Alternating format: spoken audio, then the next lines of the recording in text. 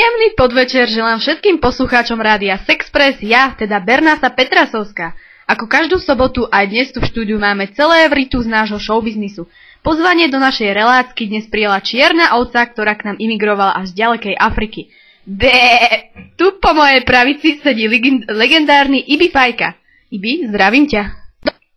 Čaute všetci poslucháči, ty koksu. Inak Bernása, skoro som sa netrafil, lebo tam u nás v Afrike máme pred každou väčšou budovou nejaký ten kaučukovník alebo palmu, he.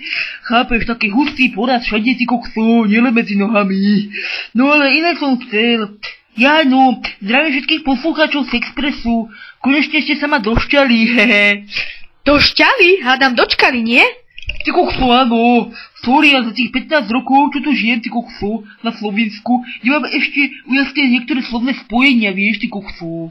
Aha, dobre, Ibi, veľa poslucháčov si spomína na tvoje také nemenej slávne začiatky na našej slovenskej scéne ako Bača Pravda, keď si dala Baranovi daj aj mne. Čo ťa viedlo k tomu stať sa bačom? Je to nejaká náklonnosť zvieratkám, alebo nejaký taký šarlatánsky zvyk z Afriky? Ty koksu, no ale k tomu bačovaniu, ty koksu. Ešte ako turista som raz stretol jedného baču a pýtam sa ho, že počuj Berlok, ty koksu, nevieš, že sa tu páli slovenská slivovica, hej?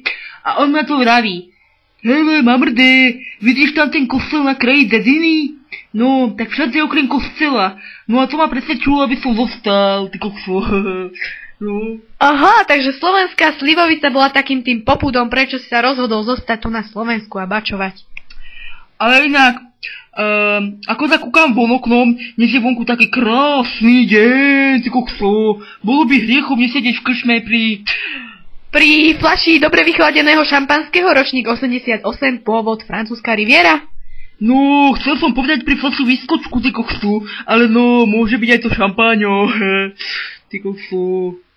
Ibi, okrem toho, že si známy notorik, čo sa alkoholu týka, minule som v jednom nemenovanom denníku Nový sráč čítala, že si platil masnú pokutu na MHD. Ako to bolo? Máš k tomu nejaké vysvetlenie? No jasné, že mám, ty kokso. Však testujem ti električkou z dolnozemskej na Trávské mýto, ty kokso. A nemal som lístok, hej. No a jak naschvál na poslednej zastávke nastúpil ten pripečený revizor, že kontrola cestovných lístkov vraví. A ja mu vravím, ty fúk, man, nevidíš, že testujem na čiernu? No a tak sme si to tam potom rozdali ručne stručne, ty kokso. Aha, ručne, stručne, dobre. Ibi, o černochoch vo všeobecnosti je známe, že majú väčšie prirodzenia ako belosi. Dovol mi jednu súkromnú otázočku. Ako je to u teba? Ale ty kokso, bol som na pláži, hej, a keď som vyliezol z vody, môj bimbas, hej, mi visel až po kolená. Fúha, Ibi, ja som čítala, že až po pety, nepricvikol si ho. Ježiš, no ale som vulgárna. No ako to teda dopadlo? No ty kokso, všetci si začali šuškať a ukazovať na mňa, ty kokso. No a ja im na to vravím, že vo vode sa každému sprkne, ty kokso, no ne? Prostý. Prepáč, Ibi, ale musím ťa teraz stopnúť v tvojom rozprávaní. Dnes máme v našom rádiu novinku. Telepaticky sa s nami spojila veškyňa Sibila a z ďalekého sibírskeho gulagu. Sibyl, haló, počujeme sa?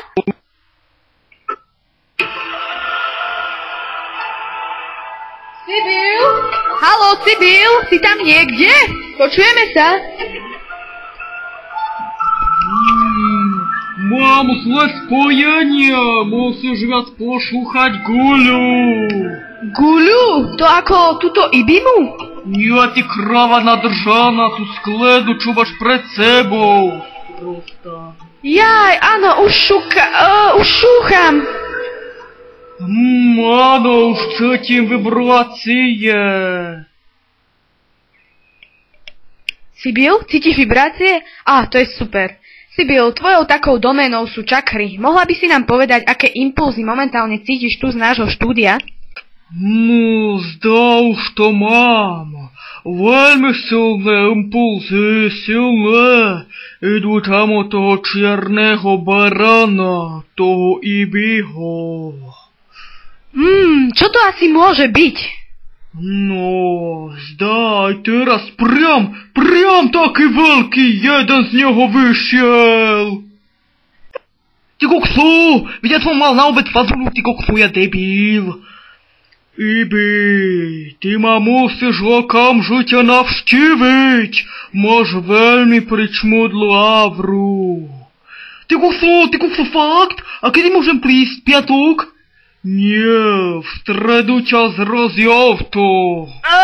Ďakujem, Sibyl. Bolo nám cťou sa s tebou skontaktovať a ja skúsim zázračným spôsobom premostiť. Sibyl po rusky znamená bodka a toto bola bodka aj za našim dnešným rozhovorom s čiernym Slovákom Ibim Fajkom. Ibi, ďakujem ti, že si ku nám dovítal a verím, že to nebolo naposledy. No, ty kokso, verný, nemôžem iba prespať, ty kokso, tá Sibyla, či jak sa to volá, mi nahla riadne strachy, tuším som si asi do bavovi, ty kokso. Tak, Ibi, to sa dohodneme mimo relácie. A pre dnešok sa s vami lúčim. O týždeň sme tu opäť zas a znova. Pozvanie k nám prijala slovenská Marilyn Monroe, držiteľka Zlatého bobra 2008, no jednoducho samotná studentka Zdenková. Ty kokso,